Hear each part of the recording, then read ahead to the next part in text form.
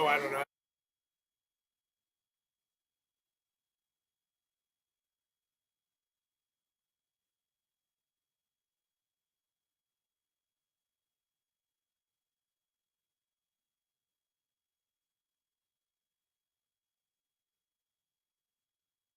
Not sure we have room enough for that. I see. So good morning, everyone. I want to welcome you to the June 3rd, 2025 meeting of the Calvert County Board of Commissioners. At this time, we have Pastor Mann to give us an invocation, please. Thank you. Good morning. Good morning. The Lord be with you and also with you. Let us pray. Heavenly Father, as we embark on the discussions and decisions of this County Board of Commissioners meeting, we humbly ask for your guidance. Grant us insight to see beyond the surface, discernment to understand the implications of our choices, and courage to make decisions that honor you and serve this organization well. May your wisdom illuminate our path and your grace sustain us in our endeavors. We commit this meeting to your name. Amen. Amen. Amen. Pledge allegiance to the flag of the United States of America and to the republic for which it stands, one nation, under God, indivisible, with liberty and justice for all. So thank you, Pastor Mann. Pastor Mann comes to us from Christ Episcopal Church on Broomsall Road. I do, home of the Justin Tournament. Yeah. And I want to remind you all that the date for this year is August 30th from 10 to 2. And it will be my first tournament. As the interim rector, I've only been here since October. Yeah. So I'm told I need to look especially forward for the crab cakes. Yes. Yes. Oh, you. Yeah. It's always the last Saturday in August, and the tournament's been going on for 170 some years. That's right, the Yeah. 30th in particular. Yeah. Yeah. I was going to give you a plug. And the church was established in the 1600s. 1672, actually, Yeah. by the Roman Catholic Church, and then reestablished by the Anglican Church in 1692. So yes, it has a long and storied history. And in order to get the church built, the parishioners had to tithe so much tobacco. That's right, that's right. And tobacco farmers surrounding the church are still prospering. Yeah. Well, not many of us left around the church anymore. But That I see. yeah. But the tournament, the dinner is wonderful. So, it always, as I say, occurs on the last Saturday of August. And get the crab cakes. I'm looking forward to it. Don't get the chicken and ham. Okay. Yeah. Yeah. So. Yeah, I'll be fasting beforehand, so I can leave an appetite. But it's always a good dinner. So, well, thank you for coming in this morning. We greatly appreciate it. Thank you. The next item on the agenda is to approve the agenda. Are there any corrections or additions to the agenda as presented? Have none? Make a motion, we approve the agenda as submitted. I think that With the there's exception. a new motion. Oh, yes. Item 2. I'm sorry. Item 2, be moved to new business under consent, from consent. To new business. Second. I have a motion to amend the agenda, moving an item from consent to new business. Is there any discussion on that motion? None. Hearing none, all those in favor say aye. Aye. Opposed? Motion carries. Thank you. Sorry about that. I do have a couple of public service announcements. There is no bus service today in Calvert County. Public Transportation Service is closed for mandatory staff training. So I just want to make sure everybody's aware that the buses won't be running. It's just, like I said, it's a mandatory training, so there's no way we can avoid that. We appreciate and thank you for your understanding. We are currently accepting applications for the Police Accountability Board and the Administrative Charging Committee. As most of you know, that was established through law 3 years ago. And we currently have some vacancies. It's a very important committee, and as we've talked before, we do struggle getting people to serve. So we'd appreciate anybody with any interest to please, you can go online or contact the courthouse and get information about the application process.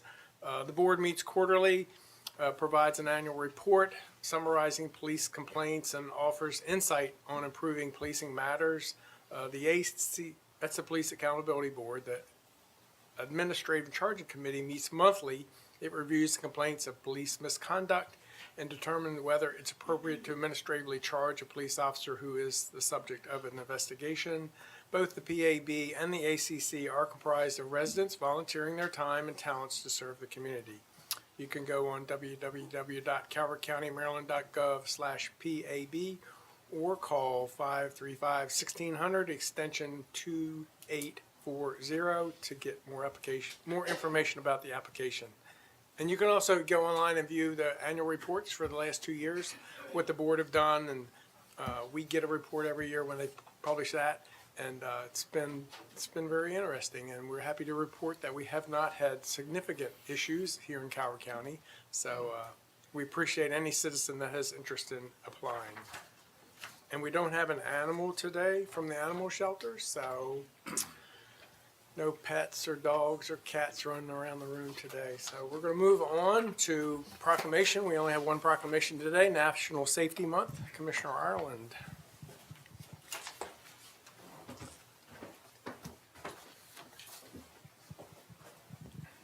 So who do we have here with us today to receive this application? Mr. Baker? You can wait until last. I'm probably going to have some questions for you if you'd like. Would you introduce yourselves, please, and then come forward? Michelle Langham. And what do you do, Michelle? I'm the Risk Management Specialist in HR Risk Management Division. All right, thank you for being here. Come on.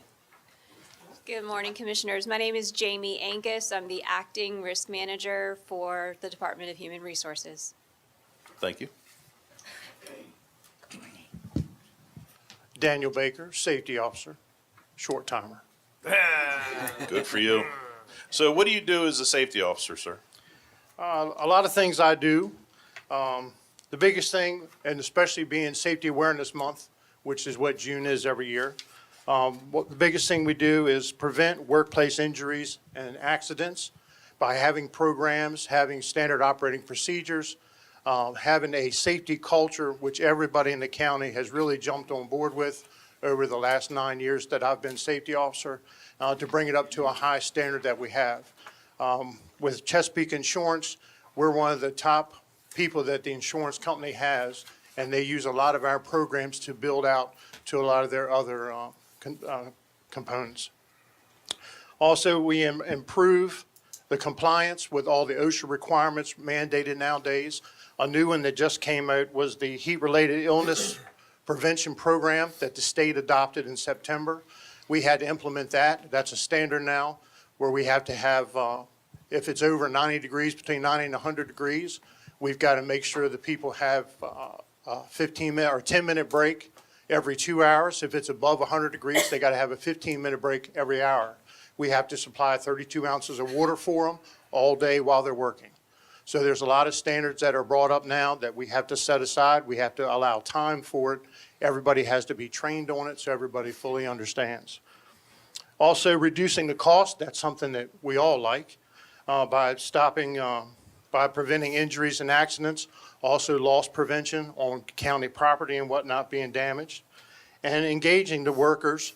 And the biggest thing is, teaching them about safety and building the safety culture and nurturing it and bringing it up to par so that it's in everybody's mind all the time, before you leave, after you leave, even when you take it home. A lot of times, now for me, I wear safety glasses all the time when I cut grass and hearing protection. Never did that years ago. You always scratch your eye when you got something in it. Well, you learn. Can you talk about I know you teach a lot of CPR classes and you run the AD program as well. Over the past 9 years, I've taught 1,248 individual county employees CPR first aid and AED. That's something that's free to county employees. We teach it the first Wednesday of every month. We also have a lot of the summer staff that come on board. We do a couple special classes for them. Also, the mates on the boats from the Marine Museum. They have a couple crews that work the boats when they take parties out, and all those people are trained and certified as well. Very good. Did I miss anything? Keep going. Did you miss anything? No, I'm good. You did a very good job. Thank you, sir. Thank you. All right, come on up. I'll read the proclamation.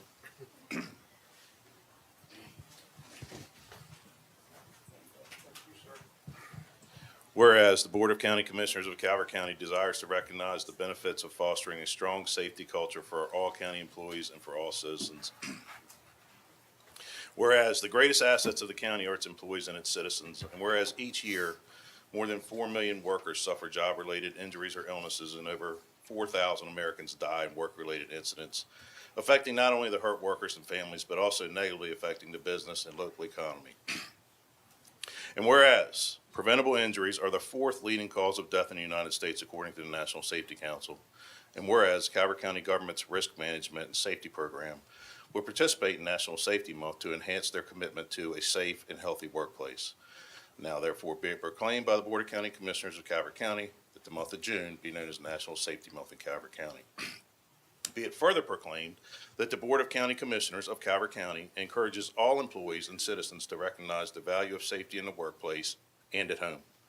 Given under our hands and sealed this 3rd day of June, 2025, signed by all five. Thank you.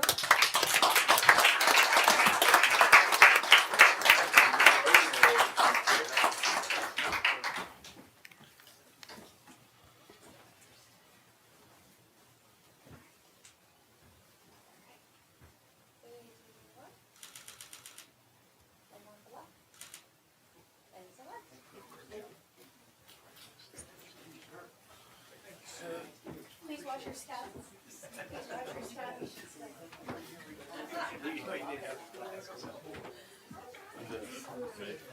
Sir, watch your step. Safety officers here. Watch your step. That's his job. So before we move on, we'll take a moment of executive privilege. We have in our audience today, Ms. Jana Post, President of the Board of Education. Madam President, you have anything you want to say? No, thank you. I'm just happy to be here. I'm supporting my daughter who's receiving an award or scholarship. We're going to get to that in a moment. Just want the money. Maybe we should let her speak. She just wants the money. I got it right here. Next item on the agenda is awards. First one is Department of Human Resources Safety Champion Award. Mr. Baker.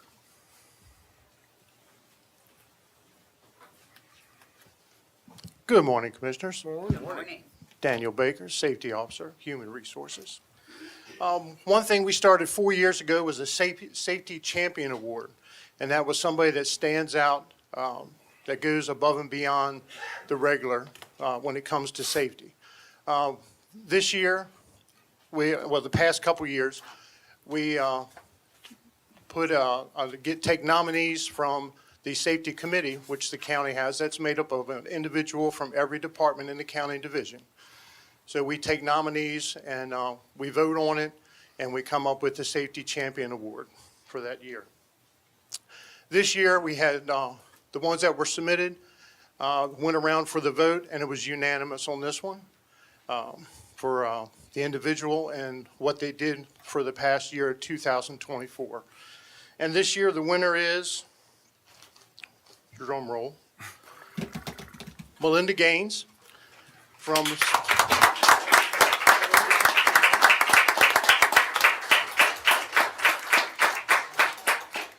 Melinda is from Southern Pines Community Center. She's the program specialist with Office on Aging for the Community Resource Department.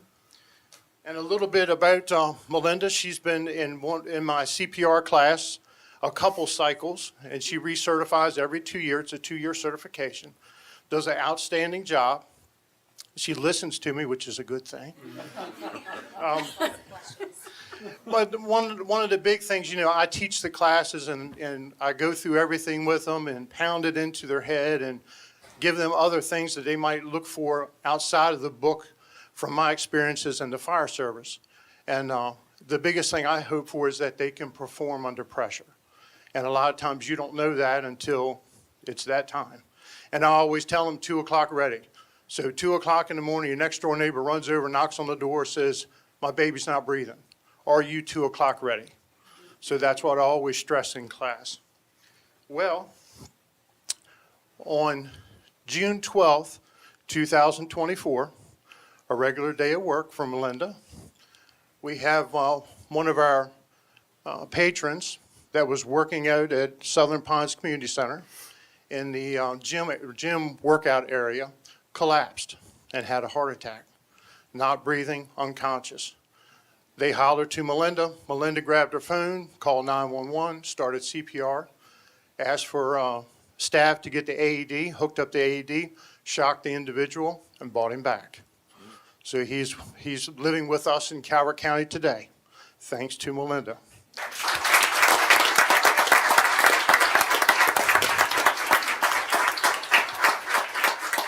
So she does work well under pressure. Then again, in January 15th this year, we had a patron that was choking on peanuts and full blockage of air.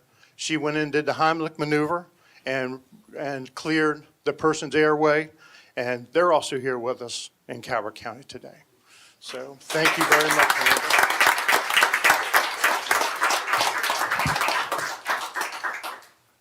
You can speak. Do you have anything to say? That was a day I'll never forget. I actually just want to thank Danny, and I've told him this in class. That CPR, I've had lots of CPR trainings throughout my life, and that was so thorough.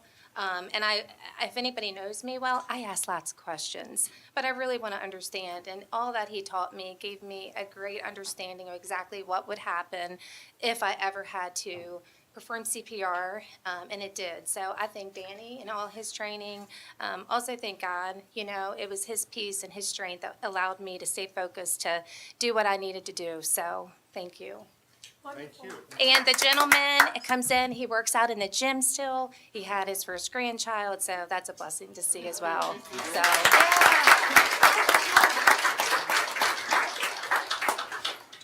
And that's the best reward of all. Come on up, safety officer. Do we have any family that would like to take a picture? Come on up.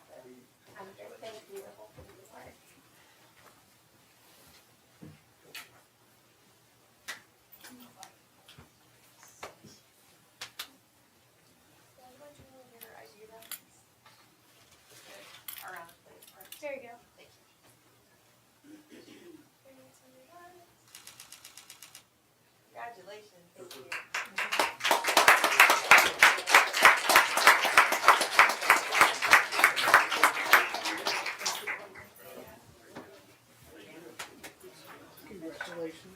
Congratulations. Welcome. Have a great day.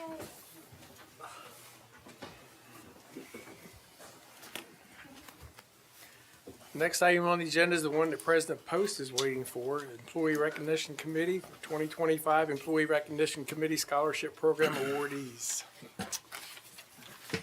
Good morning, Ashley. Good morning, Commissioners. My name is Ashley Wilkerson, and I'm an Office Specialist 2 with Technology Services. But today, I'm here as the Acting Chair of the Employee Recognition Committee to introduce and congratulate the winners of the 2025 Employee Recognition Committee Scholarship Contest. I'd like to thank both the scholars and their families for taking time to be here today. Some background about the ERC Scholarship Contest. In the late winter, a notice of announcement for the scholarship opportunity is emailed to all county employees. As applications are received, the members of the ERC redact all identifying information from the applications, allowing for a seamless and unbiased scoring. At the close of the application period, a group of 3 impartial judges independently review and score the applications based on a predetermined point system. I extend a personal thank you to the ERC members and the non-members of the Scholarship Committee for volunteering their time to support our youth. The ERC Scholarship offers 2 categories and 3 awards annually to graduating high school seniors who are bound for college. The first category is for graduating seniors whose parents or guardians are employed by Calvert County government. In this category, there are 2 prizes, $1,500 for first prize and $750 for second prize. And the second category is for graduating high school seniors who themselves are employed by Calvert County government. This category offers 1 prize for the amount of $750. The applications are evaluated on academic achievement, extracurricular activities, both in and out of school, community service involvement, honors and awards, letters of recommendation, and a short essay. This year's applicants were asked to write about a time they failed and what they learned from it. Funds for the ERC scholarship are raised year-round from vending machine sales located in all Calvert County government properties. It's amazing that just one snack can help send a student to college. Finally, it is my pleasure and privilege to introduce the winners of the 2025 Employee Recognition Committee Scholarship Contest. In the category of graduating seniors whose parents and guardians are employed by Calvert County government, the following winners were selected. In first place and receiving a $1,500 scholarship is Alexa Yingling.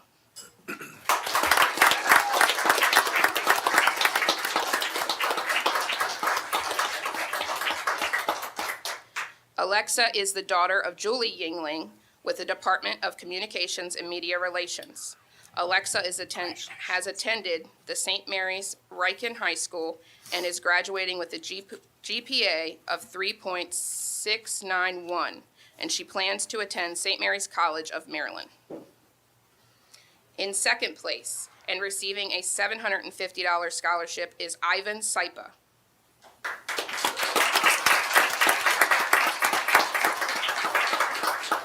Ivan is the son of John Saipa for fleet maintenance.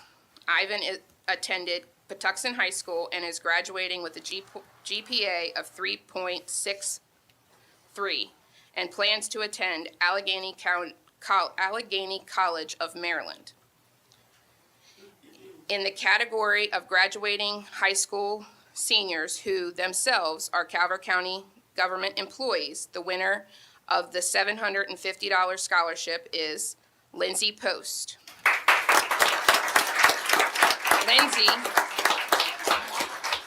Lindsay is a lifeguard 1 with the Department of Parks and Rec. Lindsay attended Huntingtown High School and is graduating with a GPA of 3.82. And she plans to attend, and I'm going to mess this up, Duquesne University in Pittsburgh, Pennsylvania. And these are our 3 award recipients.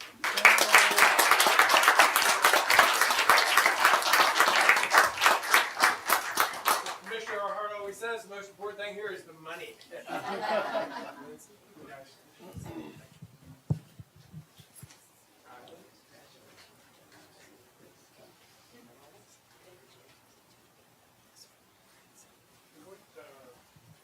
Yeah, we can, yeah. Yeah, would you like the parents to come on up for the pictures? Perfect. Mom? Woo, I've been waiting for this.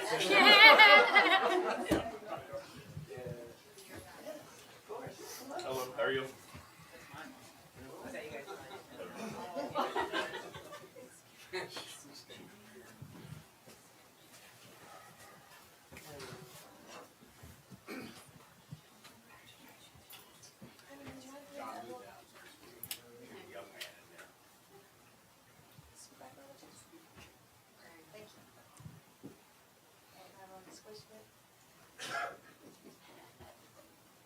Smile.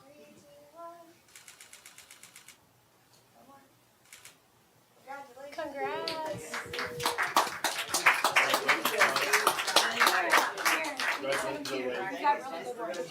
Good job, John. Thank you, sir.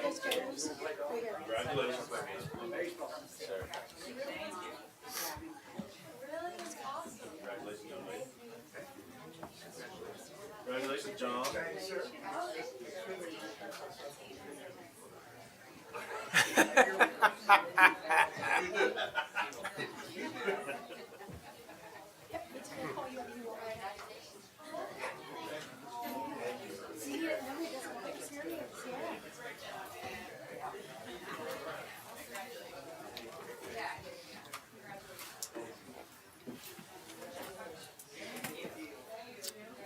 And our third and final award is Department of Planning and Zoning Historic Preservation Award. Chris, good morning. Morning, Commissioners. Christopher Sperling, Historic Preservation Planner. The Calvert County Historic District Commission has organized the presentation of the annual Historic Preservation Award since 1989. The award recognizes outstanding achievements and excellence in preserving and protecting Calvert County's cultural heritage. Members of the Historic District Commission reviewed one nomination for this year's award, which will be conferred today, Tuesday, June 3rd, 2025. The Historic Preservation Award recipient for 2025 is Dr. Don Chalmette.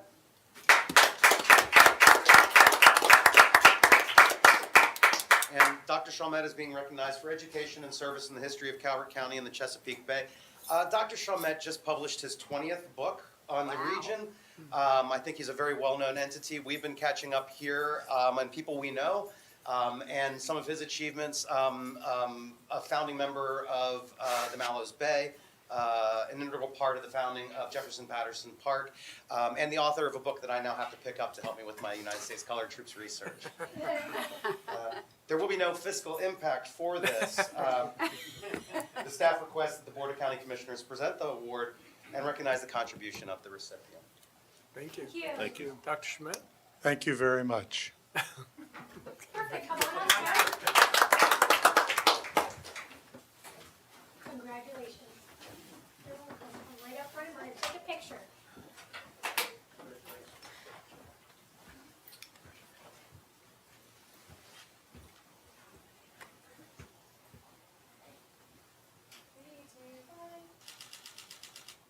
Congratulations.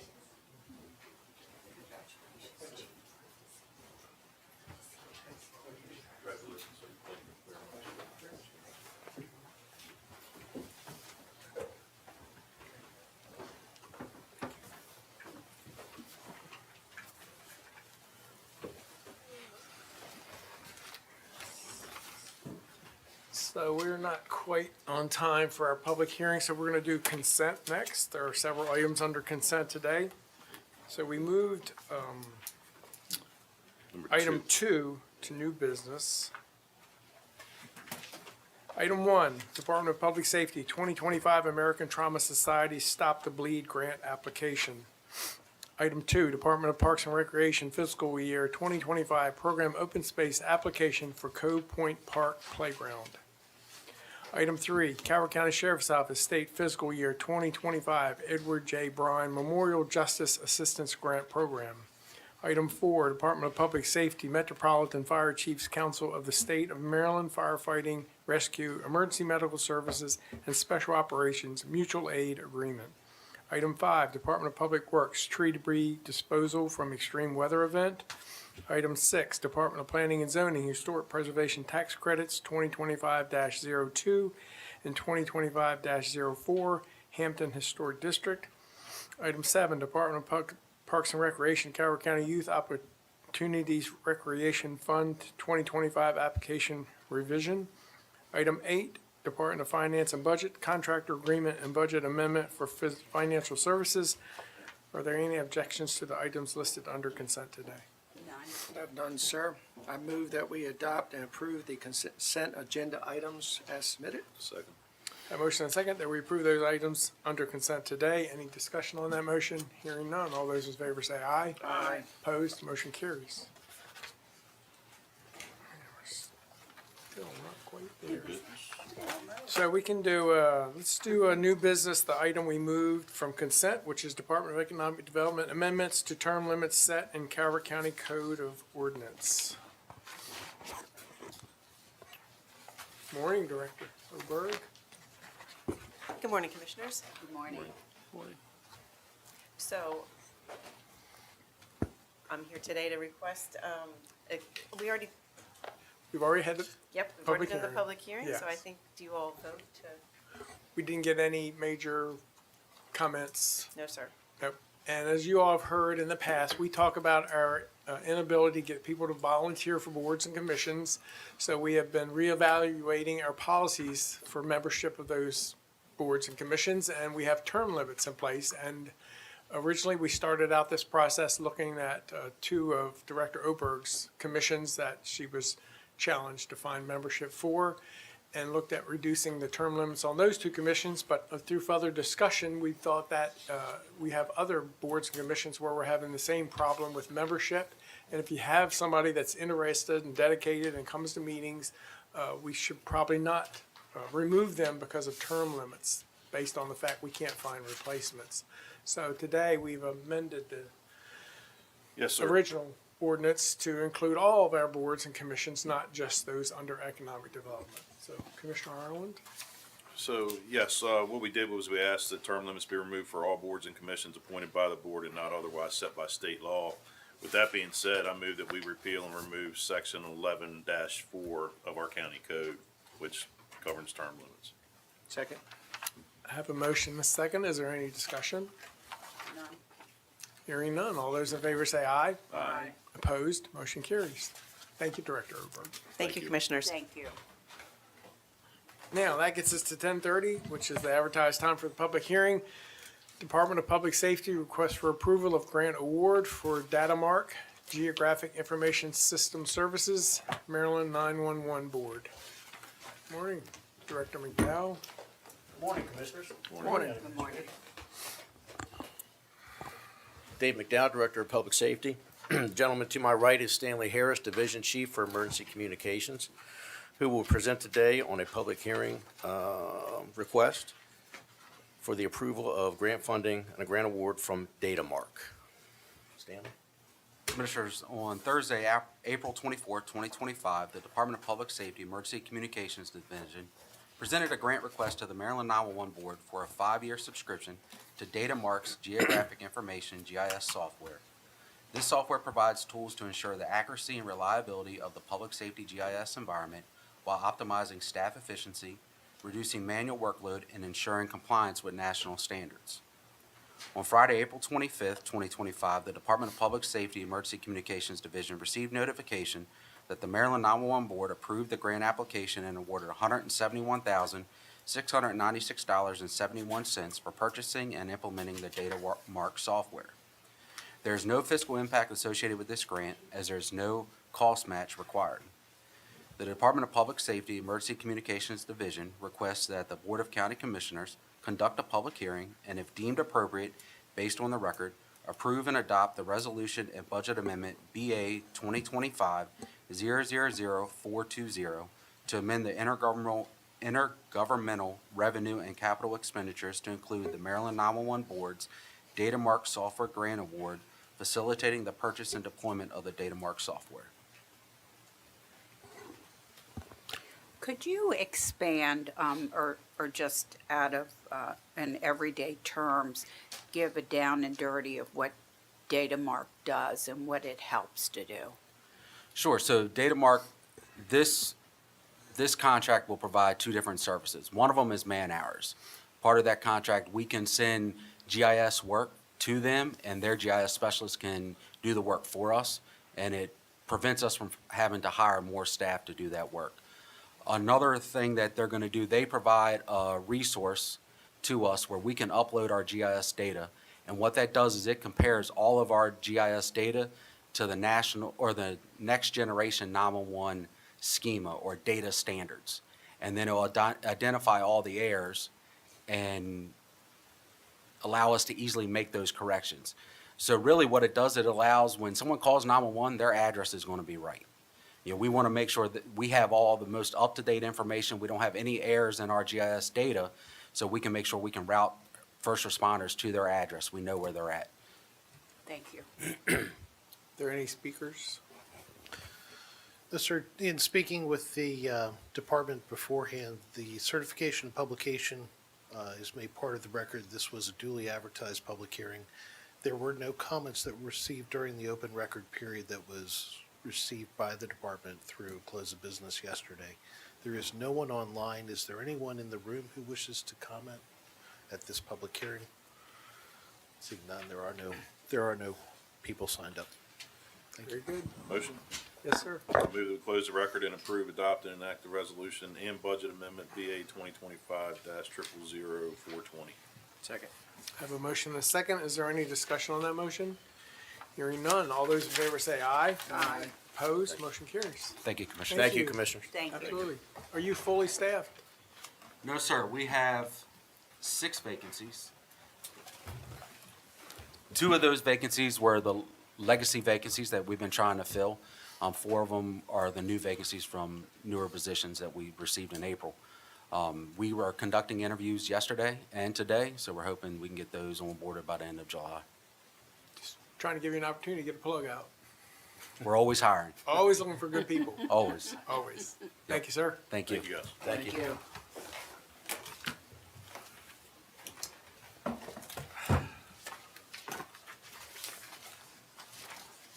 So that'll take us back to new business. Item 1, Department of Community Resources, Calvert Reeds Summer 2025. Director Wilson, good morning. This is Commissioner Hart's favorite presentation of the whole year, and unfortunately, he couldn't be with us I'm today. very sad he's not here today. Good morning. I'm Carrie Wilson, Executive Director of Calvert Library. Thank you. Thanks for giving me this opportunity to talk about summer reading. Katie's handing you right now a little bag with our summer reading logo, which is Color Our World. There's a paper game board in there. You can also play on the online game board. So the challenge started yesterday, June 2nd. It runs through August 16th. And you can either play on paper or you can log into our Beanstack app to log your reading. But our goal this summer is to read 2.5 million minutes. So that's that counts as anything you've read or anything you've listened to. Listening is still reading. Just officially saying that as the librarian of Calvert County. What was your goal last year? Last year the goal was 2.4. Did you make it? Oh yeah, of course. Okay. How much did you achieve last year? We were over by like 177,000 minutes. Okay. So. Every year And it don't grows. quote me on that, but it does grow every year. Yeah. That's good. Our goal this year is to get more teens engaged with the program. So when you log your minutes, for minutes logged, you get tickets, and you can enter those tickets to win various things. There's stuff for adults. There's a $100 gift certificate to a grocery store or to Amazon. There's also stuff for toddlers. There's lots of games and toys, and then there's like GameStop things and all sorts of, for every age, for tickets. Every age. Those drawings are July 12th and August 16th. And then during the course of the summer too, you can go into any library location, tell the librarian what you're reading and whether you like it or not, and you can get something from the treasure box. So that's what Katie gave you, the little fidgets and the little stuffed whale and the pop bracelets. And there are also gift certificates to Chick-fil-A and Wendy's and Panda Express to get various snacks from our business partners. But yeah, lots of reasons to read. Like, it helps to prevent that summer reading loss in kids. It's a wonderful bonding experience between parents and grandparents and kids. Helps give you something to talk to when you're talking to your friends. So, but we're excited about the summer and hope you all participate. So. Good. Any questions for me? Thank you for All what you right. do. Thank you very much. Thank you. Thank you. So, and if you don't feel like logging your own minutes, you can also walk in and tell someone how much you've read. So every week when you've done your board packet reading, you can just email me and I'll log your minutes for you. Ah. It does not have to be a library book. It can be anything. Anything you're reading or listening to Can you counts. get credit if you write a book? Do you read it out loud to yourself in your head as you're writing? Yeah, that's Absolutely. totally get credit for that. Absolutely. Yes, Right. that counts. Probably makes I'll his give you credit for granddaughter read it too. Probably. Yeah. Good bonding. All right. Thank you all very much. Thank you. Thank you, Carrie. Next item on the agenda is a presentation, Department of Planning and Zoning overview of the 2024 Tidal Creek's water quality monitoring. Malia?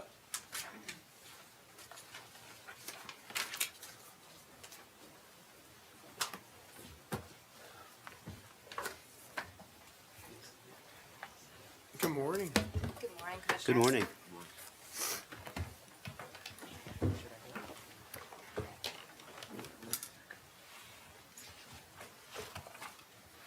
Good morning, Commissioners. Amalia Fleek-Tam, Environmental Planner, Planning and Zoning. How are y'all tonight? Good This day. morning. This morning.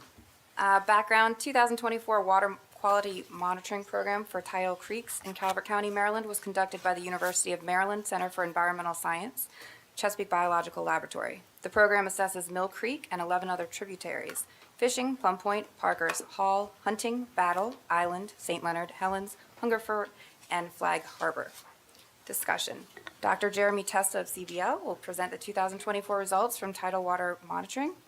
Results will include water column temperature, salinity, dissolved oxygen, clarity, chlorophyll A concentrations as measured during spring and summer 2024. Fiscal impact, Department of Planning and Zoning will spend $17,659.50 from its contracted services account pursuant to contract number 2020-093. Conclusion recommendation, the Department of Planning and Zoning respectfully requests the Board of County Commissioners to review the 2024 Water Quality Monitoring Program for Tidal Creeks in Calvert County and direct staff to take any desired action. And I'll let the CBL staff introduce themselves. Hi, good morning, Commissioners. Thank you for having us. My name is Jeremy Testa. I'm an associate professor at the Chesapeake Biological Laboratory. And I'm Laura Harris. I'm a professor at CBL. Usually Jeremy just got promoted. So we're going to pass the mic this year. And I'm also sorry Mike's not here. I know we always enjoy engaging with him on this. So if he wants to follow up, we're happy to. Yeah. We'll send him down. Thank you. Block off a couple hours. Great. Well, thank you again for having us. It's always kind of striking, I think, Laura and I, when we come here and realize all of the important issues that the commissioners are dealing with. So we're grateful that the county's invested in water quality monitoring in the county. And it's also a really nice community event. I passed my daughter's swim coach from the Cove Point Crocs on the way in here. And my daughter's just signed up for Calvert Reeds the other day, so they're excited. So thank you. Okay, so we're going to give you a presentation today like we do most years. And we're going to be talking about this past year in the context of the last 38 years, I think, of monitoring that the county has been investing in in partnership with CBL. So let's go to the next slide. Oh, I can advance. Great. So I think you're probably familiar with this from previous years, but this program has been operating in Solomon's Harbor since 1987 and in various other creeks on the Patuxent side and the Chesapeake Bay side of the county since 2009. We measure a number of things on these water quality monitoring cruises. Dissolved oxygen we measure because it's critical for all the life that live in the water here. Temperature and salinity because they kind of set the context for the environment in which organisms are living, and they give us an indication of sort of things like habitat. Chlorophyll A is the pigment that all the microscopic algae have, so it's an indicator for how many microscopic plants are growing in the bay, which can be a good thing in some respects because they feed the whole ecosystem that we rely on. But if they get too high, they can cause a number of problems, including oxygen depletion. And then we measure how clear the water is, and that gives us an indication of how much light is available for the plants that grow on the bay bottom that support habitat for a lot of the fish and crabs and other organisms. So, next slide, please. So we're going to start with Solomon's Harbor, which is the system we've been monitoring for the longest. And so you can see here that we have a number of stations that capture the three main bodies of the Solomon's Harbor system, including St. John's Creek, Back Creek, and Upper Mill Creek. And then we have a station just outside of the system, which is station number 2 near CBL. And so what we like to start with is kind of the big picture of how this year went relative to the years past. So what you can see here are 3 of these blocks that have the condition for the oxygen, for the algae, which is the indicator of how many microscopic plants are growing in the water, and then a calculation we do that characterizes blooms. And so that's when you get a concentration of those algae that's above a threshold that can be considered potentially harmful. And so if we look at 2024 in the context of all the other years, you can see that for oxygen, it was the 4th best year on record. That's a good trend, and we'll come back to that later. For algae and blooms, those 2 variables are kind of right in the middle. So we're kind of at the average for those. And again, in a minute, I'll put those in a little bit more context with the time series.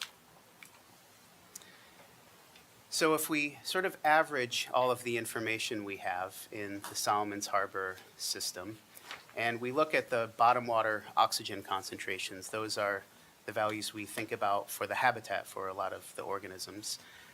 This is what it looks like going from 1987, when we first started, up until this past year. So there's a couple of things I want you to focus on. One, we've colored the data differently if it was a really wet year, meaning there was a lot of rain and river flow, versus if it was a very dry year. We think about wet versus dry years because it's one of those things that we don't necessarily control, but when you have a lot of precipitation, a lot of flow, that brings more nutrients into the bay, and the Calvert Creeks can create conditions that are potentially not as good as normal.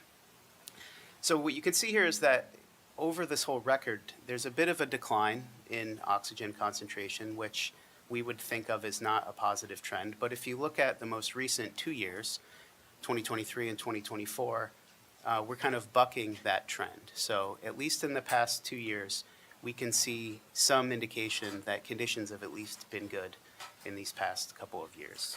Does salinity have anything, you talked about nutrients, I get that, but does salinity have anything to play in here? So salinity, we haven't sort of put this in the context of that. This year was an average year, which we would expect sort of average salinity, and the orange dot from 2023 was a drier year. We expect salinity to be a bit higher in those conditions. One of the things that's in the report that we calculate is something called stratification, which is how the waters layer, because the fresh water is less dense, so it tends to sit on top of the denser salt water. You know, think about oil and vinegar, how they separate. And so if there's less flow, you get less of that layering, and oxygen can be more replenished from, say, the atmosphere or something like that. So the fact that it was a dry year in 2023, we might expect less algae growing, and we might expect less of that stratification. Both of those factors would lead to higher oxygen. Any other questions? Not yet. Okay. So here is when we can show you a map of those conditions over time. And this is the bottom water oxygen in the system. You'll notice that the reds and the oranges are the bad low levels, and the blues are the better levels. So you can kind of see how this goes through time. There do seem to be some patches that develop that are more problematic. They tend to be more in the upper parts of the creeks. Like you can see, the Upper Mill Creek system tends to be a problem spot for low oxygen. But if we go back through this again, you can also see kind of the difference between years. So 1993 was a really wet year. You see that orange. And if you kind of follow it along, 1999 was a dry year. You see more blue. And then 2003 was a year where there was a lot of flow. So this just gives you a picture also that these things vary from year to year, and they can vary from year to year based on like how much nutrients they're getting, but you know, the weather can play a role too. And so that's one of the reasons why this long-term monitoring is so valuable, because it gives us the potential to sort of tease out these different factors. And how about our harsh winters when we use more salt on the roads? Is there any correlation between that on this chart here? I don't as think. far as rainfall, whether we get it early or whether we get a heavy snow, like in '96, I was looking at that year too. Yep. I remember 1996. It was a snowy year. I don't think that we can discern the effects of salting the roads necessarily. One of the challenges is that we would measure that through conductivity, which is kind of the same variable as salinity. So in these tidal waters that have a lot of salt, it can be difficult to see a road salt effect. Now in the upper Patuxent, where it's fresh, there's a clear increase in conductivity over time there, and that's more than likely to be a road salting effect Okay. over time. So this is just a snapshot of 2024, and the important thing here is just to highlight how much blue and even green there is here, which are those higher oxygen concentrations, and this is representative of the fact that 2024 was a good year relative to many of the others. So then we'll move on and just talk about algae. And so this is the same type of graph, but this is the algae growing in the surface. They tend to grow in the surface. That's where the light is. And you can see here, it's a little bit more distinct. The oranges tend to be on the lower end. So those are the drier years, less flow, less nutrients. And then the greener dots tend to be on the higher, which is the opposite effect.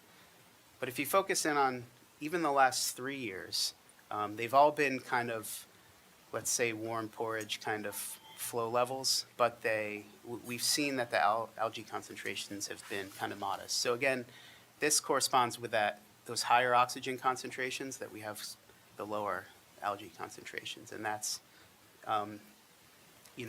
there's variability here, but it's a good sign. Why is '03 so hot? 2003 was one of the wettest years in the record that we have, especially in the summer. Sometimes you get wet years that you just get a big pulse in the spring and then it's dry in the summer. Like last summer, you can remember how dry it was. There was a pretty substantial drought and the flow was really low in June through August. But in 2003, it had a wet spring, it had a wet summer, it had a wet fall. And so there was just a lot of nutrients coming into the system and feeding a lot of algae. And so here's just another time series of maps. And again, the yellows, well, not again, but the yellows are the low concentrations and the greens are the highs. So it can be hard to look at this graph and kind of see how each year is different, but that was 2003. You can see how it blew up with blue. So there were really high concentrations. And in general, you can also kind of see that there's a tendency for the algae to be high in the upper parts of all of these creeks. In part, that's because that's where they're close to receiving all those nutrients coming off the land, but they also tend to not get flushed out as much too. So it's kind of like, it can be more like a bathtub where the algae can kind of sit there and grow without being flushed out. And then we can just focus on 2024. And there you see that it's mostly yellow, meaning it was mostly low, and that's consistent with the fact that we saw lower concentrations in general this past It's a dry summer. It was a very dry summer. My garden felt the pains of that, as I'm sure yours did too. And then finally, this is the indicator that we compute that says how often were these algae concentrations above a threshold that's potentially harmful. And we've seen a little bit of an uptick in this over time in the whole record. You can see the biggest bar there is 2003, so it was, it was bad across all of our metrics, but you can see 2024 was below the average, but just about at average. So it was about a typical year, at least over the long term for those blooms. So the other thing that we try to do for you every year is we compile information about coliforms and non-cholera Vibrio from state and county records. And what you're looking at here are 4 places within the Mill Creek system where fecal coliform numbers are presented. And this goes all the way back to 2007. If you look at the numbers in the 2024 column, you can see that on average, they were kind of typical, but we didn't see any red there. And red would be over the thresholds that are used for coliforms for either closing it for shellfish grounds, which is 49, and then closing it to swimming, which is 100. And so you'll see, at least these are the averages. There were some higher numbers than these. They were all relatively low in this past year. And there is an association between some of these sort of biological indicators and some of the things we measure like algae and oxygen. So it's consistent with that. Last year was a good year. And so this is a graph of the non-cholera Vibrio cases, both in Maryland and in Calvert County. And we like to keep an eye on this because, this is a true sort of public health concern that can be associated with the things we measure. The data for the state for 2024 are still pending. So these are preliminary numbers, which you can see at least the Maryland probable were kind of high in this year, and that's Maryland. But in Calvert County, there were 0 reported cases, which again is consistent with the other things that we measured this year. Okay, so for the second part of the presentation, I'd like to just go through the other creeks that we measure in the county. And this first set of creeks are those that are on the Patuxent River side. They have an open connection to the Patuxent, so we have Hall Creek and Hunting Creek in the north, and then Battle Creek, Island Creek, St. Leonard Creek, and Helen and Hungerford Creek more in the south. So we're going to focus on these, and we're really just going to look at average long-term trends at all of these locations. A little bit less information than Solomon's Harbor. So these graphs are a little more constrained, but I really want you to just focus on what the trend is. And let me explain what's there. So on the left-hand side are the algae concentrations, just like we showed you for Solomon's Harbor. And on the right-hand side are the bottom water oxygen concentrations. And so you, from the bottom to the top, you're going from south to north. And so I think the important thing to point out here is if you look at the gray bars, which are 2024 relative to the years that go back to 2009. For oxygen, pretty much every creek had higher than average conditions in 2024. Again, consistent. So that's on the right-hand side of this figure. And you don't really see much of a trend in any direction in these yet. We will come back to that. The other thing I'll say about oxygen, which is on the right, if you look at St. Leonard Creek, you can see that the mean concentration is about 2.5, and that's kind of pushing the limits that are really not very hospitable to most organisms that need oxygen for to breathe. And if you look on the left-hand side at the algae, we kind of see a similar pattern where the algae is just about at the mean for most of these. So it was kind of a typical year. And now if we look at the upper Patuxent creeks, this is Hall Creek and Hunting Creek and Battle Creek. It's the same type of data presentation.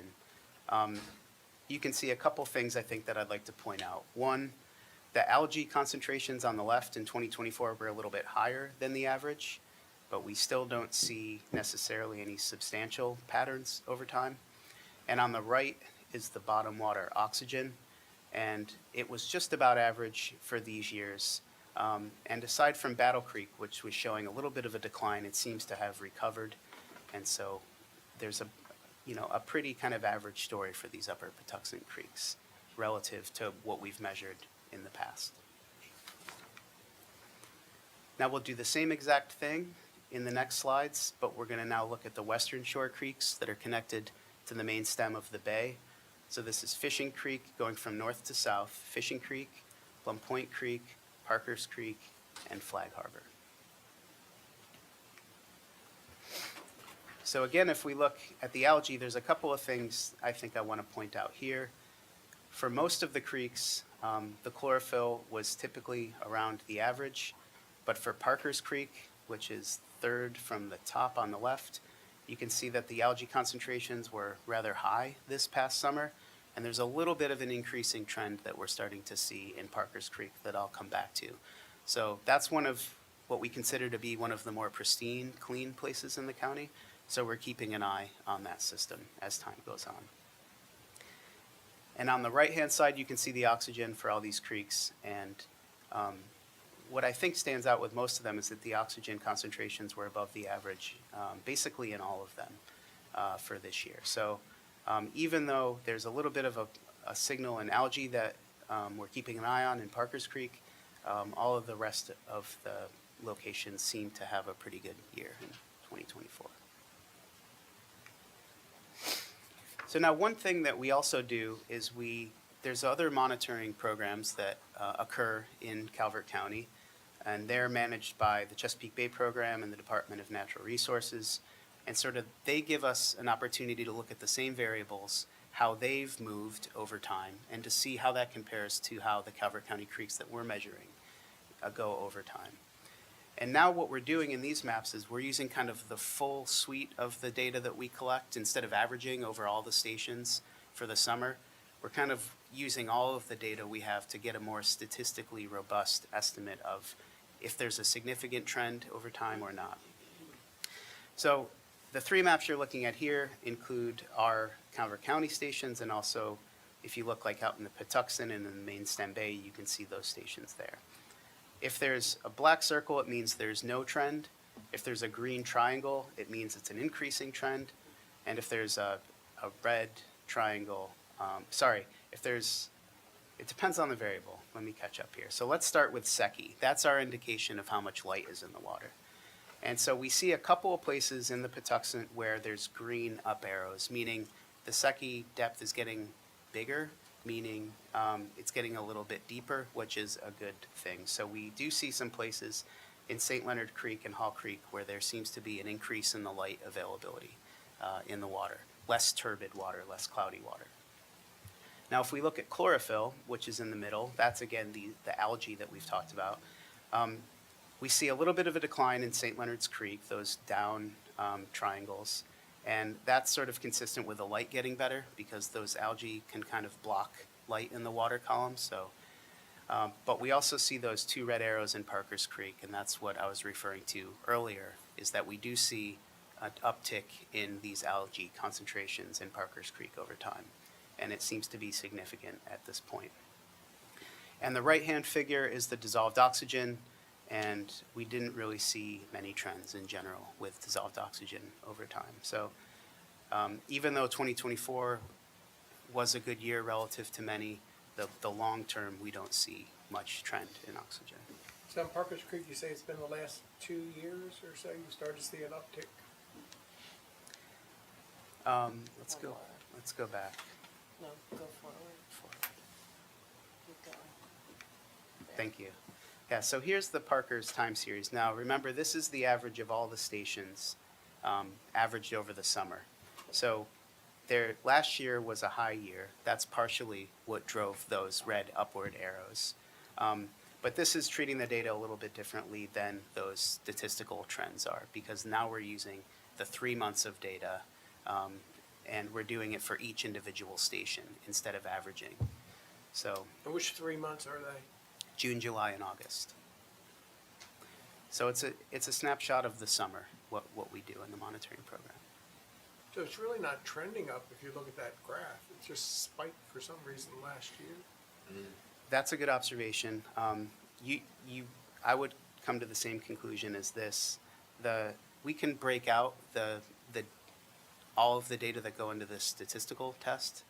And so it could be that there's stations that are behaving a little bit differently than these averaged conditions would, because there's something going on at one station that's a little different than another station in Parker's Creek. But it could also be that just the fact that this most recent year was high could be driving that statistical trend for this year. And we could come back next year. Next year could be a different story, and the trend test will change somewhat. So there is some evolution of those tests. Because There you are have 3 stations in each creek, and then the 3 months, so it's 9 measurements averaged per year in that graph. In this graph. Like you say, next year you come back and it could be low. And just for some reason this year or last year it spiked. Mhm. May never know what caused that spike. There's some truth to that, yes.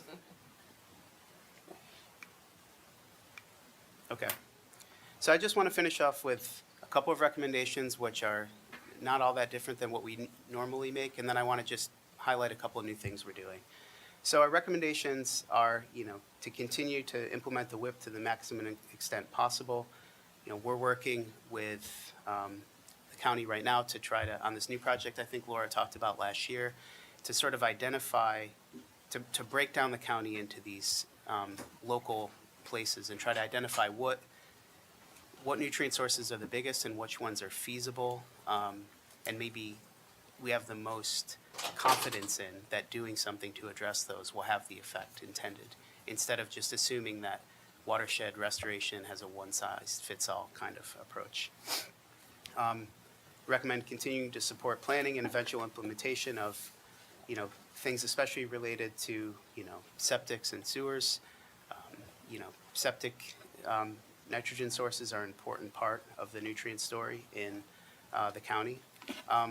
Continue to support local and state educational programs so that people understand the trends and the value of the water here.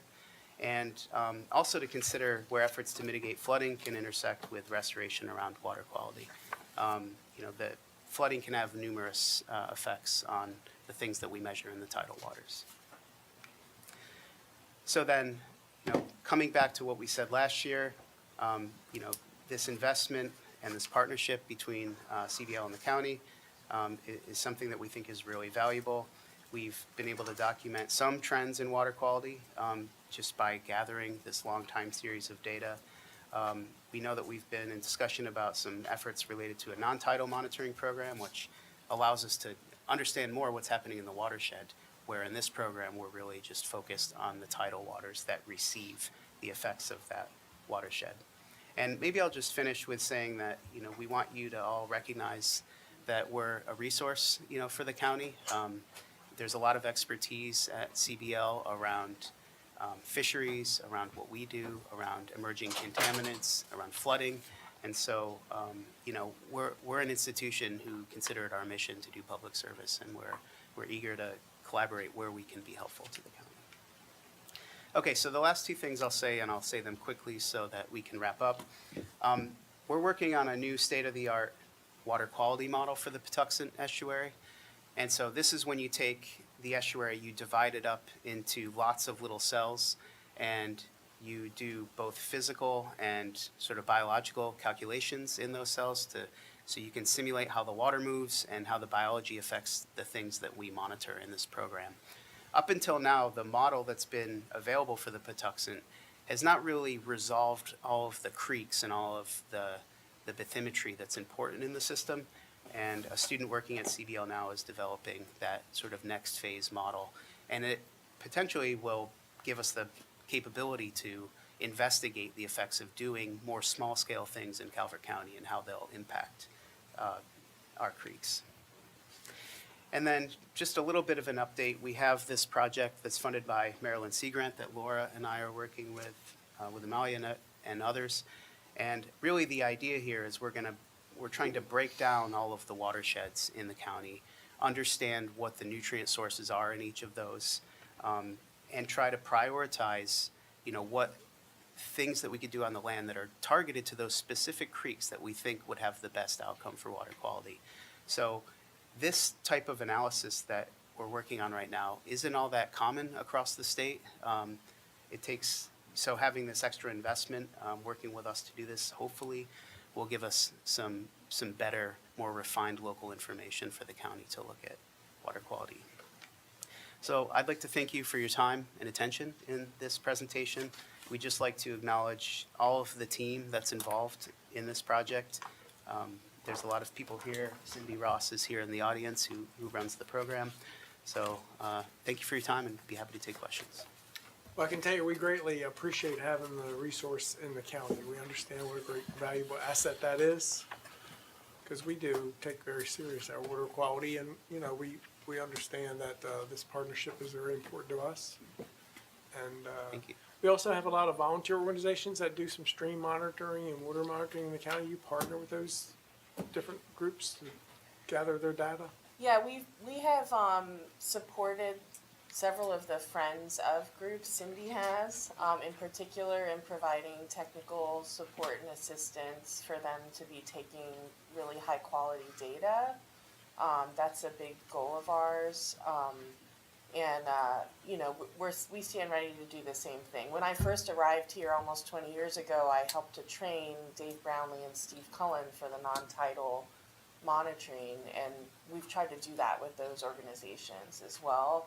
I think that's a huge legacy that Greg Bowen left for setting all of those organizations up, and so we want to try to. A lot of this is about efficiencies. We want to make sure that we're combining forces. The problems are too big for us to be siloed and working individually. So that's definitely an ethos of our work. Having those volunteers is a very valuable resource, for sure. Am I correct in, from what I've seen, that we're looking pretty healthy? Parker's Creek has some fluctuations there, but in general, are we looking water-wise healthy in Calvert County? I think in the recent years, we have looked relatively healthy, given the variability in the weather that we see. There are some problem spots that we've identified, and so I don't think we can have kind of a one-size-fits-all designation for how the county is as a whole. So for example, are, parts of the Solomons Harbor that look like there's some sort of negative trends happening. But recently, they may have reversed, and so we may learn in the next few years and feel more confident about saying that maybe we've turned the corner, but we may see something different. And I'd say it's an analogy to people who are, you've had those days where you're one paycheck away from a problem, right? So we've had 2 good years, 2023, 2024. They've been drier. And that one paycheck away for me is one wet summer, right? So we want to have it so that we can withstand wet summers, and we're not there yet. Okay. So that's what I would caveat on what Jeremy said, is we are showing good progress is in that when it's dry, we're doing a lot better. But if we get hit by that one extra medical bill or that one extra thing, which is the rain, then we tip into things not being so great. And there are health implications of this. So I do want to also mention that UMCES, we're celebrating our 100th year, and we have colleagues who are just developing a state-of-the-art machine learning model around Vibrio. And that may be something that the county commissioners might want to query, because I know that those human health implications, which is what a lot of this affects both the fish and human health, are things that we want to think about. I would love to see years where we have a really wet year and the water is still clear. That's a fantasy. We've had a wet spring. Sorry. Wet May. Yeah, for sure. definitely. Is there any numbers driven by your BAT systems throughout the county? We spend a lot of money with the BAT system. Is there any correlation between where we've spent the money and our impact on our streams? Yeah, that was our proposal that we wrote to Maryland Sea Grant. That's what I'm so excited for the Yeah. Maryland Sea Grant project. And Amalia and your team with the GIS have just updated your septic data. So the county, this is where we're working in partnership, right? Like your public health folks and the planning group have created the data sets because we couldn't access those data, right? And you now have this beautiful GIS map of all the septics in the county and which ones are upgraded and how old they are. And I am so excited. We have a graduate student working on this to figure out now, what did that all mean?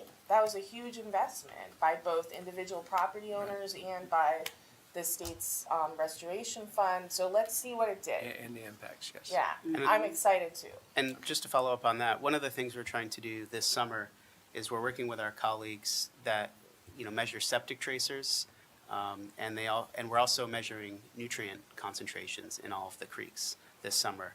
We don't typically measure those things, and it's going to give us a lot of information we don't typically have. We've done some of this work where you can use things like caffeine to understand if there's a big septic signal in a stream or not, but we haven't done it in the tidal waters, and so we're sort of leveraging that collaboration too. Because we've talked before, the creeks that feed into Solomon's Harbor, if you look at the headwaters of those creeks, there's a tremendous number of residential homes on septic. Yeah. So my hypothetical question to you is, if that were watered and if that was under sewer, public sewer, what kind of an improvement would we see, do you think, in Solomon's Harbor? Yeah, I mean, I think we've hammered this for years and years that wastewater is the thing that needs to be dealt with, and but Jeremy and I have also been trying to think creatively about that. There's BAT systems which are incredibly effective, but we haven't documented it in the tidal water yet. We've done it in the groundwater in watersheds, but not out in the tidal water. There's some places that may be too expensive to sewer. Could there instead be annual pump out programs, so that we're almost using them more as storage systems? So there's a lot of in-between ways around thinking creatively about wastewater, and I think that is where especially that region of Calvert County needs to put on their thinking caps to try to improve Solomon's Harbor water quality. But those, you talk about those costs, long-term, I'm not sure that's cheaper than going to a full system. Because you have Yeah. efficiencies in a full system, and you were talking about putting a BAT system on every one of those individual homes, or pumping out, twice a week or twice a month. the expense of that to the homeowner, I mean, at the end of the day, when you've got one large system that you can maintain and service so many homes, and some of those lots in there can't handle a bat system. They're just little quarter-acre lots, and geographically just can't. You just can't. Well, if we can talk you into an engineering analysis, I'd be happy about it. So if you could identify one thing that's attributed to the improvement, you would lean towards the septic side of things. Yeah, plus the precipitation pattern over the last 2 years. So again, like, there've been improvements, there's also been dry weather. If we got wet weather, would all that groundwater from that still heavily septic land use get pushed in faster? So when it rains, it doesn't just go straight to a stream, it percolates down through the ground. And then, you know, you go to a stream, and most of the time, unless it's like August, that stream has water in it, right?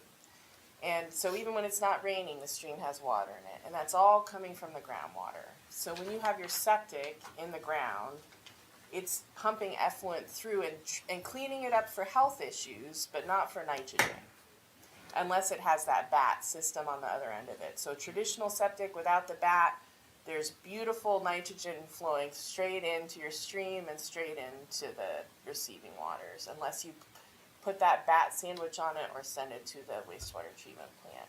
So when it rains, that there's extra water that percolates through and it kind of pushes stuff faster, or it does overland flow to the stream, and that gets the nutrients to us sooner. But your weather, you're always gonna have abnormalities in your weather patterns, you know, you kind of work towards an average. Yeah, that's why we gotta build up our bank account. I don't know if this analogy is still working. We gotta do something so that we're not one paycheck away. That's what I'll say. You know, we gotta build up a little bit more cushion on our nutrient budgets in the watershed so that we don't have those risks when it's wet. If you trend those charts, you know, it's tied to population growth. Yeah. People don't want to hear that, but if It's you true. watch that, it's exactly population growth, and so. And I think one thing that's important to point out is in the Susquehanna River, you know, one of the main nutrient sources to the bay. If you look at the amount of nitrogen that enters the bay with a given amount of freshwater input, that number has ticked down over the last 2 or 3 decades. And that's where we would like Calvert County to get. That's the resilience that we can try to build in. But, you know, you talk about the last couple of years in the Susquehanna, well, they were, you know, until recently, they hadn't been doing a whole lot. So it was easier for them to make improvements that have an impact, more immediate impact, where we've been in a longer cycle of doing things. So, you know, I think early on, we saw some pretty quick recoveries in some places, but now we're at a point where it's gonna take the harder stuff. That's true. Yeah. And the bank's account's gonna be much bigger. Yeah. But I'll sort of call in my colleague Walter Boynton here, is that what these data show is that the systems are responsive. So even if the weather's the cause and you get lower loads, you get a response. So that's a signal that gives us some confidence that if we can make an impact, that we'll see a response. And we're seeing SAV come back in these systems, like when we started looking in Solomon's Harbor in the 2010s and the 2000s, you would not see SAV in the far reaches of St. John's. And now we are, but then it's by July it goes away, right? So what we'd like to see is push that beautiful habitat that's so good for fish and so good for water quality. Let's start to see that in July and August too. Well, I live on Battle Creek, and I say this all the time. In the wintertime, the water's perfectly clear. But as soon as those jet skis hit that creek, it won't clear up again until they all leave in October. I'm surprised the jet ski people don't come here and try to lynch me, but So talking about the river, how much testing are you guys actually doing in the river? I saw you had St. Leonard's Creek and a couple of the creeks. What about the river main itself? So the Patuxent River, the state has the long-term monitoring program that's run through Maryland DNR, that's part of the Chesapeake Bay program, and we incorporate those data into those long-term trends. So those were those dots out in the river. And then for how many years, Jeremy, the lab has supported a cruise? 6 maybe? a cruise to go out to measure extra things, especially rate processes. So one of the things we're really well known for at CBL is measuring how fast things change, but that's an expensive thing to measure, and the state doesn't do that anymore. They used to, but they don't anymore. So we measure some of those rate processes. We measure some emerging contaminants that are of interest. We do some fish trawls, and like it's just like a cool way to collect things. And we also work with students. So last year we reported on a paper that was led by graduate students in a class that Jeremy led and I was a part of, that was on the Patuxent River as well. So that's a huge part of, what it's our backyard. So we would be pretty remiss to not pay attention to our backyard. And I'll just plug that we have a monitoring system off our pier at CBL, which is kind of close, just outside, as you know, the Mill Creek system. So we have real-time sensors there that include water level that we get from NOAA and salinity, temperature, things like that. So for you and anyone that might listen to this, that's a resource if you're going to go out on the water and you want to know what the conditions are in real time. And we're also collecting, the harder to measure kind of lab necessary samples too that tell us things about nutrient levels. So that program is ongoing as well. And a lot of those data you can just go download if you want. At that location, you're getting some back feed from the bay itself. Definitely. Yeah, as far as up as Point No Point, or maybe even a little farther up, there's back feed from the bay that influences the readings. Yeah, it's right connected to the bay. And one of the things we learned looking at all the data we've collected at the pier is that you do see a signal of the bay, kind of bringing, let's just say, like algae. So it is connected to the bay there. Well, in the Maryland Sea Grant Project, one of the things Jeremy's leading on that is we're trying to do for each of the creeks we measure for you guys, we're trying to determine how much is it influenced by Calvert County versus either the Patuxent or the main stem of the bay. So we're doing little baby models, they're called box models, to figure out which way the nutrients are going, from the land to and Calvert County or from the adjacent river. And that will help us to advise Amalia on if this little creek, if Island Creek is more influenced by the Patuxent, I don't know if it's going to be the best bang for your buck to invest all your restoration in the Island Creek watershed. But if St. John's Creek, most of that's coming from the local watershed, let's put the money there and let's try to make a big impact there. So those are the kind of decisions we're trying to create science to help you all make the money decisions about where to invest effort and funds. And used to be a lot of monitoring going on in Benedict. Are you all still doing a lot of monitoring there? That was a program that was part of a larger fisheries-related program that's pretty much died down. This is one of the problems with us having funding streams this funding stream from the county is pretty remarkable that it's been sustained for 38 years. A lot of programs are more like 5 years that we get funding to go and ask a particular set of questions, and that was the Benedict work. Walter was very involved in that. Yeah. They're in these cruises that CBL sponsors to go up the river at least once, maybe a few times a year. We do have a station that's more or less at the Benedict Bridge, just north of it. So we have a little bit of information that we're collecting up there, but it's not as extensive as the other programs we have. I mean, just, the changes that we see in the river, because like when I was growing up, nobody ever heard of a dolphin in the Patuxent River. And, now it's just common practice, and they're catching fish in the bay that were never known to be this far north. So climate's certainly impacting the river and the bay. And then those species that now come here have impacted our native species. Yeah. And so it's very interesting what the bay and the river are going to look like in another 15 years with all this introduction of new species. It's definitely changing. It's just crazy. Well, and crystal ball on your flooding predictions. Keep an eye on that with how it affects septics as well. Oh, yeah. So, salinization of septics, that's going to be, I think, the next 20 years, something that the commissioners, the planners, and public health are going to have to grapple with in Calvert County. And we know we have low-lying areas with subdivisions that, you know, were built under the best technology at the time, which 50 years ago wasn't that good. And those are going to be challenges because of sea level rise and septic systems. And, you know, the only thing to do with them is you either pump them out or you put them on water and sewer. And both of those options are not very amenable. Engineering study, I see it coming. What does that cost? I'm not sure, but I mean, I'm being a little bit of a joker here, but not really. I think it would probably be helpful. I'm not if we joking arrange it- really yeah, either. Yeah, yeah, What's it going to, I mean, we need to know what it would cost. Right. And, you know, to make any kind of a I valuable see decision. Amalia writing it down. Let's find out the answer to that. Because, I mean, you know, we've funded, as you say, for 38 years. We're not going to change. You know, water is too much a part of our being here in Calvert County. Right. We're not going to Well, ignore most it. of us are here. And so, you know, we know we have issues coming. And if that's what it takes for us to help develop a strategy to move forward, I don't think that we, you know. Sure, get on top of it. Yeah. Yeah. You got to start sometime. And Yeah, and so, Lusby feels to me like it would be an interesting place to ask those questions for sure. Yeah. Now, I know, you know, I have a green heart, so I know some folks get anxious when they hear about sewering because it changes the way land use is considered.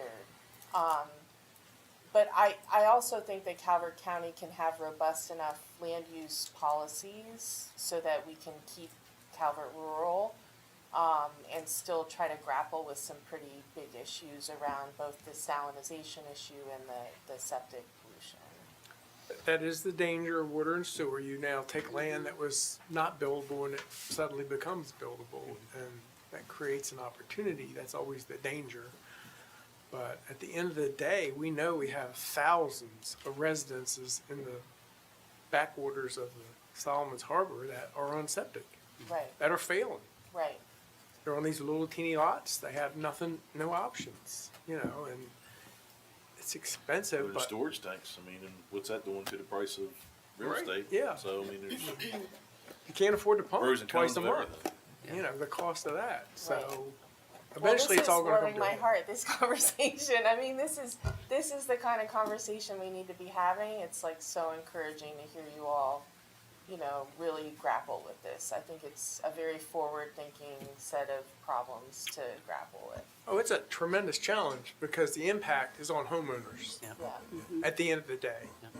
You know, it's water quality and we have a responsibility, but at the end of the day, most of the impact's going to be on homeowners. Right.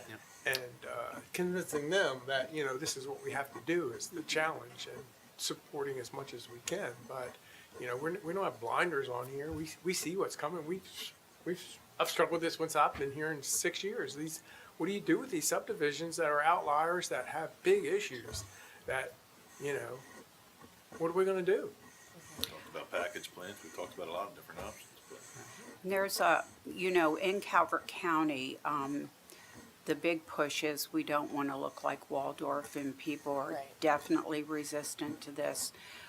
But as time has gone on and decisions like Commissioner Hans said were made 50 years ago that we are paying the price for now, I think it behooves us to do some research, do some investigation so we can bring it forth to the public and let them know what we are up against, what they're up against, and if there's anything we can do to remedy that they would be able to swallow. Right.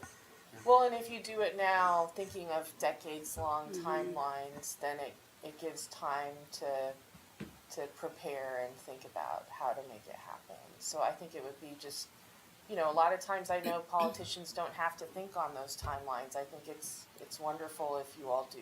That would be remarkable. We got a year.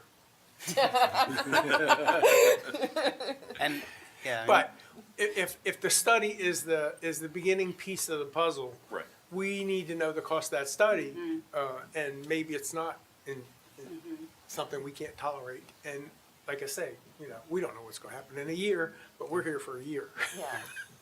I can certainly look into that. Yeah. Thank you. Yeah, And and I don't water and want to. sewer does have some of that information already started, so they're a good building block from there. And I don't want to overpromise, but I also want to just reemphasize that this project that we're working on collaboratively right now is going to provide a lot of the best information that we can generate to kind of help inform some of this planning, so. Good. Yeah. Very good. Yeah. That's good. And make sure we take advantage of our volunteers. Yeah. They're very dedicated We and are. passionate. Yes. Indeed. Thank you, guys. Thank you. Thank you. Thank you very thank you. much. So much. Appreciate it.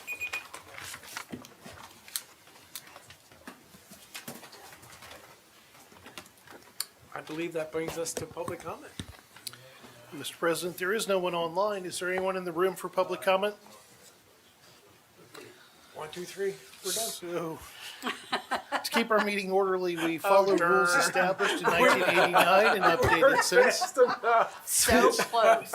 You've- Maybe I should be wearing a clown outfit like Mike does sometimes. but Since anyway. you've been invited to address the Board of County Commissioners on topics related to county government, we ask when speaking, please act and speak respectfully, avoid being rude, using bad language, or disrupting the meeting. Tell us your name before you start. You get 2 minutes if you're speaking as an individual, or 5 as the designated representative of a group. Yeah, stick around, you're going to hear this. Yeah, okay, so I'm Bob Estes, and I'll be part of Friends of Hunting Creek today. And I'm having a little trouble. I only have one eye that works, so if I'm not seeing everything you all are doing, please don't take advantage of me. But I was looking at the recommendations from last year, and we have non-title monitoring, which is something, of course, Friends of Hunting Creek does. You're well aware of that. As a matter of fact, we just did a quarterly monitoring of 6 sites, including turbidity, conductivity, dissolved oxygen, and that sort of thing. One thing I didn't see was something similar but I know that the Molly and others, we're going to be doing some of that non-title. But we haven't actually heard how you're going to use the Friends of Group data yet. It's out there, and there's a lot. I forget how many sites we have for the Blitz, but say it might be 70, you know. And there's other things that we note. We do our quarterly testing, and we're continuing to do that, of course. And it's not just chemistry, it's also sediment, for instance. We do macroinvertebrates, which are canary and coal mine type things that you don't get that for free either. So there's data out there, and all data ought to be used if you can use it effectively. So just want to remind people of that, and we're happy to help, of course. So. Hey, it's about all I have to say. It's good to, well, here we go. Yeah, it's good to see you again. You all have a good care. Thank you, Bob. Anyone else in the room? And still no one online.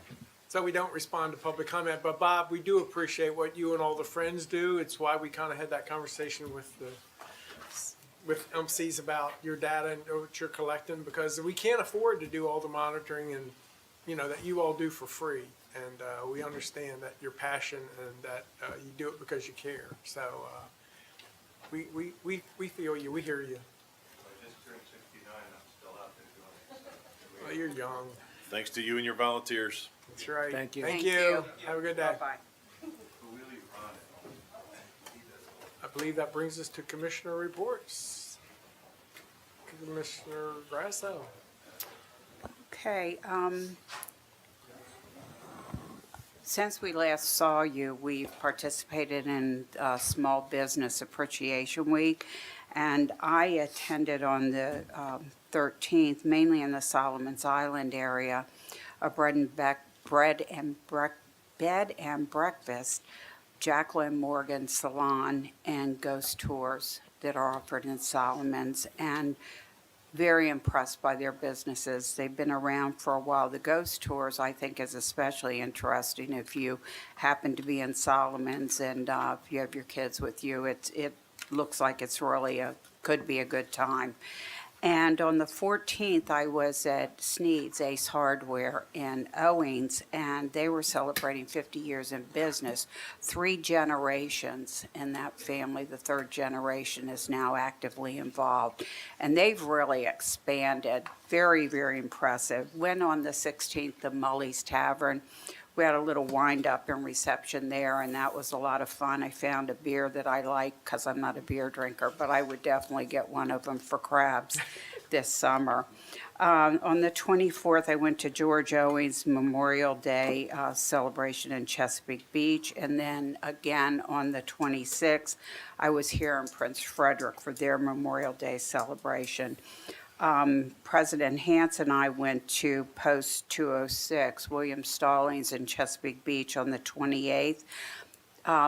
There weren't as many young men and women there as we had hoped, because the same night it was awards night for high school seniors, but there were a handful of young people there along with their families who have enlisted in the services, and they are ready to go. And it was so nice to see the support of the recruiters, but to serve our country. It was a very, very nice reception. And then on the 29th, I went to Windy Hill Elementary School for Market Day.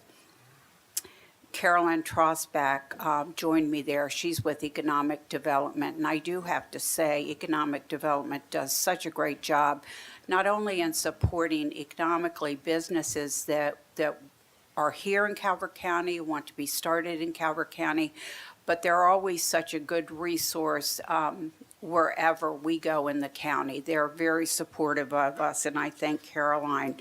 Miss Tipton, second grade teacher, what they did was these second graders, they made a product. Some were bookmarks, some were pictures, some were bracelets, some were potions, snakes. Oh, and also 3D printers. They put the schematics in the 3D printer. And then there was a liquid in there, and then a starfish would come out, a hammerhead shark. It was so cool. These kids were so creative, but they had to set a price. They worked their business. They gave, sometimes they had, like, I really wanted a snake, and I only had $1 left. And so I said to this young man, I said, if you have a special, let me know. So about 10 minutes later, Miss Tipton said, so-and-so snakes for 2 minutes are only going to be $1. So these kids were so creative, and they just did such a great job. And one young man, he sold out his product, and he pivoted and he gave shoulder massages for $0.25. I mean, these kids were great, and what a good experience for them.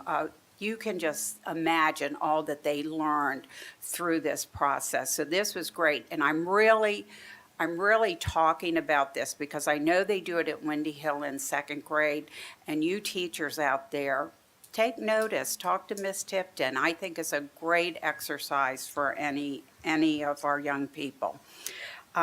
Former Chief Billy Hardesty with North Beach Volunteer Fire Department passed. He was a life member of North Beach Volunteer Fire Department. Keep his family in your prayers. Ladies of Charity, the food pantry, they're going to have their ribbon cutting on June 5th at 10 a.m. And they built that facility in 7 months, and their motto is to serve rather than be served. They provide such a service to the residents of Calvert County, and I'm so proud that I will be there for their ribbon cutting. Sheriff's Department. I know that we have 2 fire departments that would like a new building. St. Leonard's, they spoke to me almost from the beginning what their wants and needs were. Solomon's has not approached me, but I have heard that they want a new building. When I drive in that area, I can see why they want a new building. And I know that many of you in the fire department community have heard that I am really on a push for the Sheriff's Department.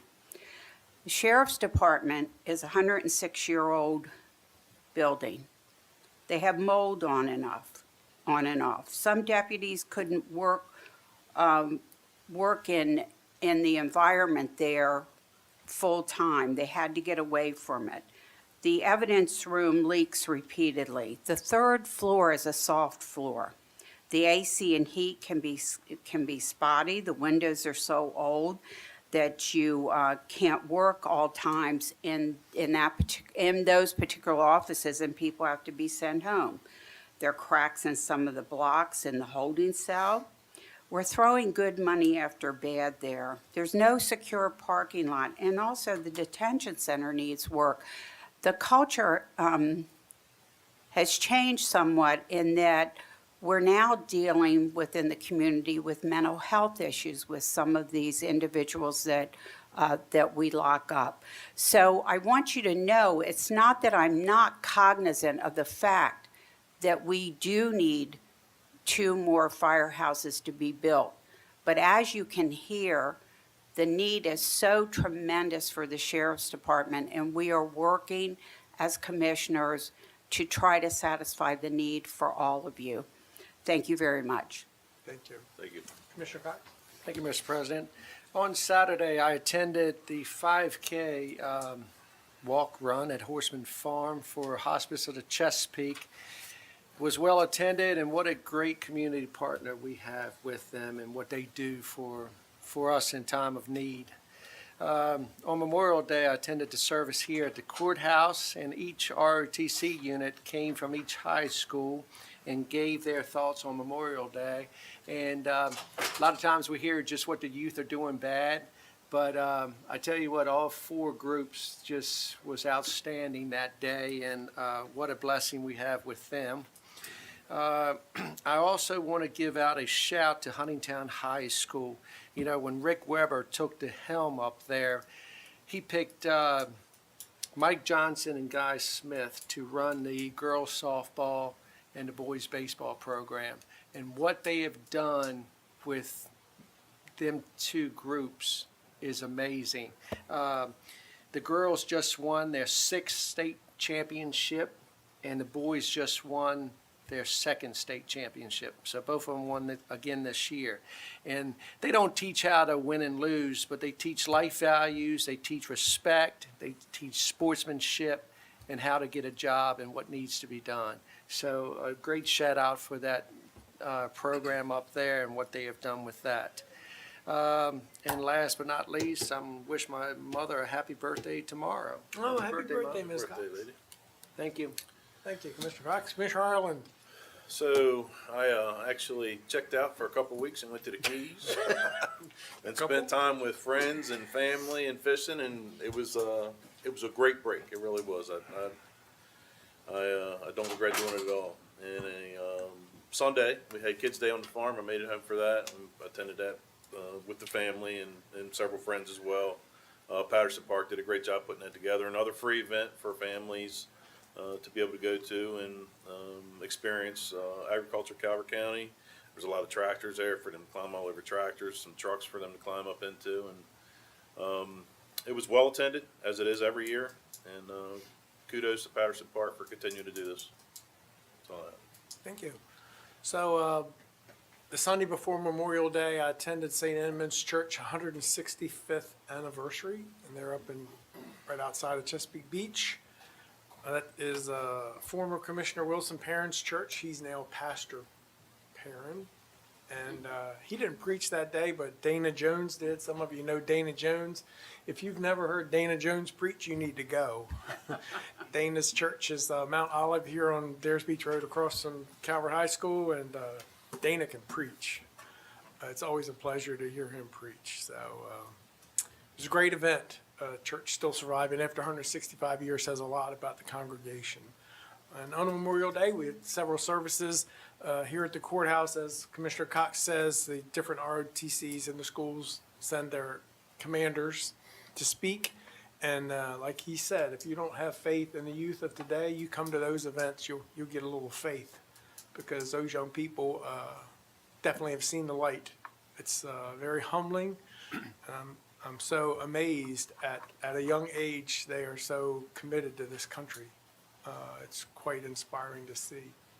And as Commissioner Grasso said, then 2 days later, we went up to the American Legion. They had a little ceremony for all those high school students that had signed up for military service. And I think there were like 8 there that night, but I think there's maybe 25 or so in the whole county that have signed up to go and serve. The interesting thing that night was there was a young man and a young lady there that are, have signed up. Both of them have signed up, different branches, and they're getting married. So that's, it's a challenge enough to get married, and it's a challenge enough to go into the military service, but to do both at the same time, if they can survive that, they can run this country. You remember my comment, and then I I find know. out they were getting married? Yeah. Yes. Shoo. So we wish the best to all of them and greatly appreciate their service and dedication. So then it was Children's Day, yes, Sunday at Patterson Park. They had a great crowd, great day. I don't know how many people they had this year, but they usually have 2,000 or 3,000 people there. If you have young kids or grandchildren, you should take them to Patterson Park. The only thing that costs any money is food, but everything else is free. We went there with our grandsons, and the plan was we were going to stay there 2 hours. I left after 3 hours. They were still there. It's just so much stuff to do, and it's free. And the weather was beautiful. Oh, my gosh. Couldn't ask for a prettier day. It was amazing. And so many county organizations show up, provide those resources and those activities. The bookmobile was there, and churches, and just every organization you can think of in Calvert County was there that day. It was really, really wonderful. So next year, it's always the first Sunday in June. You put that on your calendar, and take your children or your grandchildren. You won't regret it. And this is graduation week. I want to wish all the graduates, congratulate them and wish them all the best in whatever their future holds for them, and congratulate all the parents for getting your children out to graduation. So that's an accomplishment for some. The last thing I want to finish up with is last week, a week ago, there was a lot of chatter on social media. You know how I feel about social media. A lot of chatter about the price of gas in Calvert County. And several people said it's the county commissioners. They've got the gas station owners are paying them off. And we have nothing to do with the price of gas in Calvert County. If I'm being honest, when Wawa came to Prince Rhodey, I thought, we're finally going to get some competition for gas. But I've noticed Wawa's the first one to go up whenever it goes up, and the rest of them follow. I don't know why gas is so high in Calvert County. We have nothing to do with the price of gas in Calvert County. But if you want cheap gas, you go to Edgewater. Sunday it was $2.77.